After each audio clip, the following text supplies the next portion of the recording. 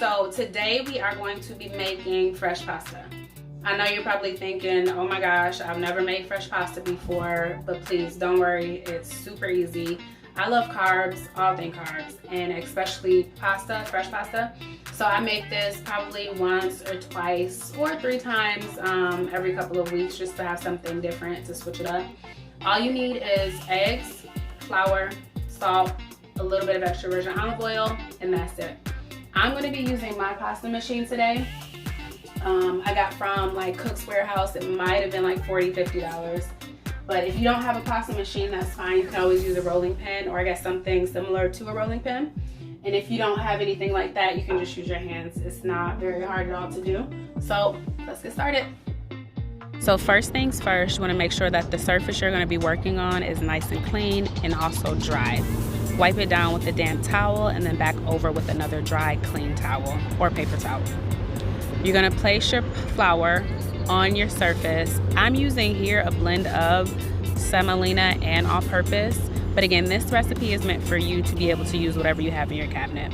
So the salt as well as the all-purpose flour is placed on your counter. You're going to add your eggs as well as your extra virgin olive oil. You want to grab a utensil, preferably some sort of fork, or you can use your fingers, but you want to be able to beat the eggs and break the yolks, and this is when you begin to form your dough.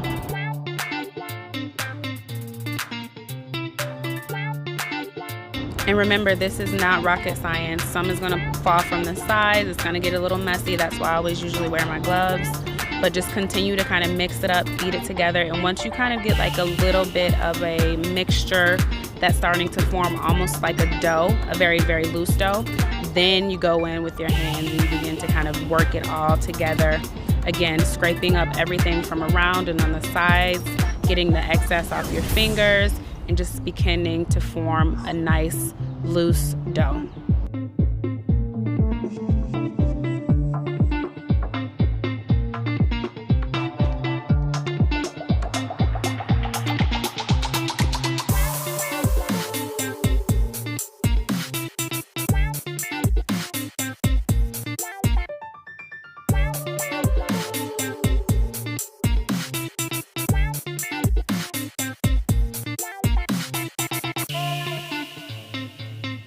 So as you can see, the dough is beginning to form. Again, get all that excess flour mixture off of you, the pasta dough, and start to work it into a ball. You see it's not very sticky at all. It's pretty firm. It's holding its own shape. That's perfect. We're 90% there.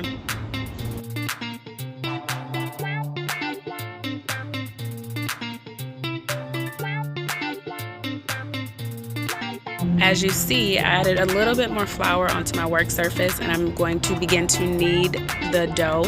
This is going to produce gluten, which gives pasta its elasticity, as well as bread too. So you hear about gluten, gluten-free. This is what we're working, and obviously this is found in any type of flour that you'll be using. You're going to use the center of your palm, press down and away, and then use your fingers to tuck in and away, and you're going to repeat this for probably 2 or 3 minutes so you have a nice, firm, but elastic dough.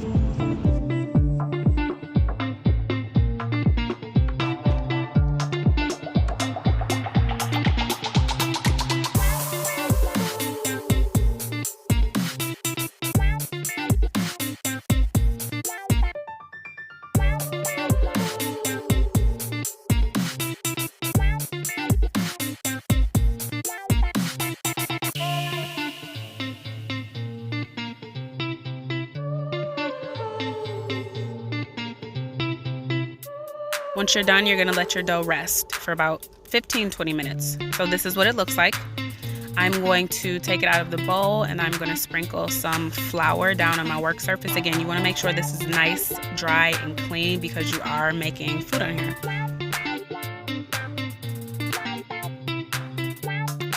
Start off, I'm gonna cut my dough in half. It'll be easier to work with.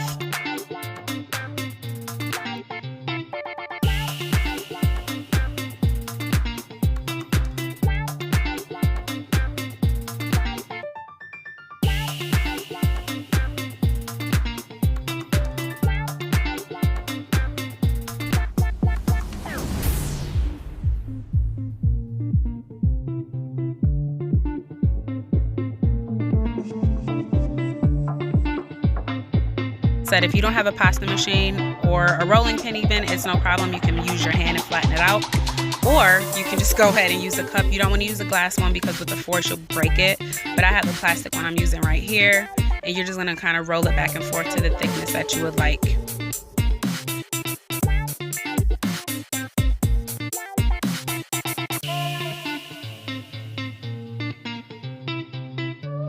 And again, same thing. If you have a rolling pin, that'll work.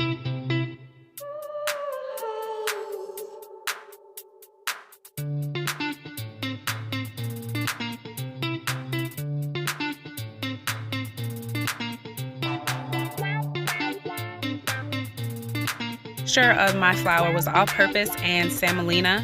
Semolina flour is a little bit coarser. This is from durum wheat, but I would prefer something a bit smoother, so I've mixed the two. So after I've rolled it to the thickness that I want, I have these 3 separate inserts, if you will, on my pasta machine. This one is just like a sheeting. So if you want to make raviolis or lasagnas, you're going to use this first one that you see me working with right now. The back two, and further in the video you'll see what I'm talking about, they make different cuts like fettuccine and spaghetti. But again, you're just going to roll this down through your pasta machine. Cranking on the side, you'll see a number dials, 1, 2, 3, 4, 5, 6, 7. That's going to be the width. The longer that you go and put this through the machine, the longer it's going to get. So you want to cut it in half to work with it. It'll make it a little bit easier.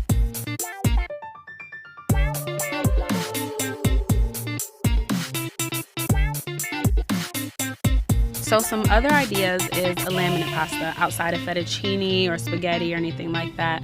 So a laminate pasta is basically you just put anything in between the layers of the pasta. This one is just fresh parsley that I'm using. You can use rosemary, parsley, sage, basil, thyme. It doesn't necessarily have to be a dry herb. It can be a fresh herb, but I just had dry herb.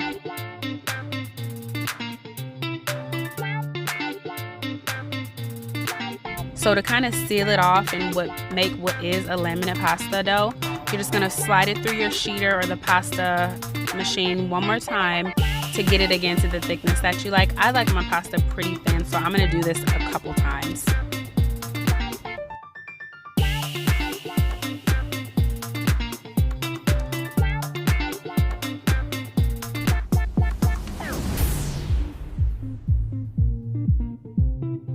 The first pasta that I'm gonna do is the laminate pasta with the fresh herbs inside of it.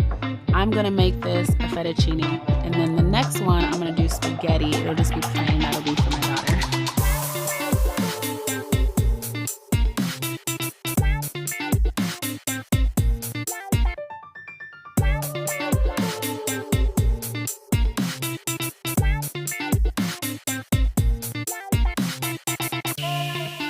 And don't worry if it breaks a little bit, it's not a big deal at all. You're doing a great job. Just keep pushing.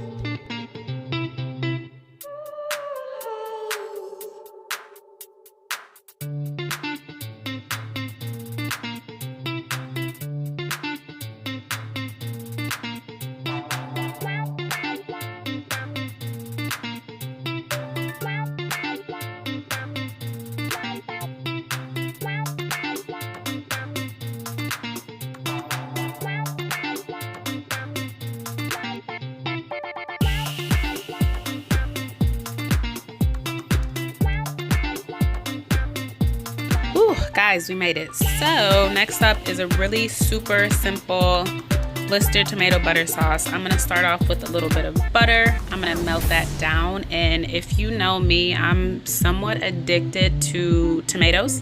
So I keep tomatoes in the freezer, believe it or not. They're not in season right now, but again, I like to keep things in the freezer so I can use it later down the line. This is just some minced shallot, minced garlic, and I'm gonna finish this with a little bit of crushed pepper flakes, some fresh herbs, and then I'm also gonna add in what I'd put in 99% of my recipes, my own signature seasoning blend. It's right here, the Queen City Cuisine seasoning blend. You can order that online at www.cheftishabunton.com if you want to pick some up.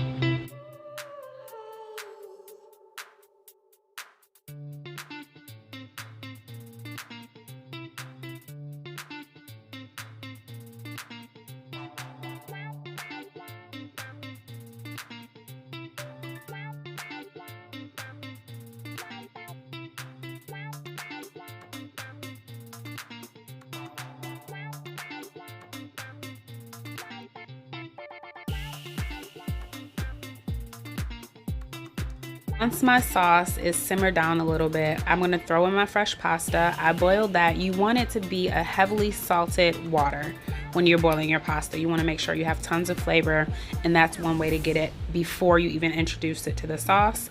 I'm gonna toss my sauce in with my cooked spaghetti, a little bit of herb, and then I'm gonna toss that up a little bit, and then easy, we're done. And like I said before, I would usually use only durum or semolina flour, but this is supposed to be easy, something that you probably have in your pantry already, which is all-purpose flour, but you can switch it up and have fun with the idea. So I told you guys that would be easy, and it was. The sauce at the end, I normally would do like a cream sauce, but this is just a little bit lighter. I did put a little bit more of the crushed pepper flakes and a little bit more fresh parsley on top, and that's it. And yes, I'm sitting on the counter eating pasta. I'm so wet. Anyway, I hope you enjoyed it. Stay tuned for the next video. Thank you so much for stopping by Taste with Tisha. I hope you enjoyed this video. Make sure you subscribe, like, and comment. And remember, laugh a little bit. It's just food.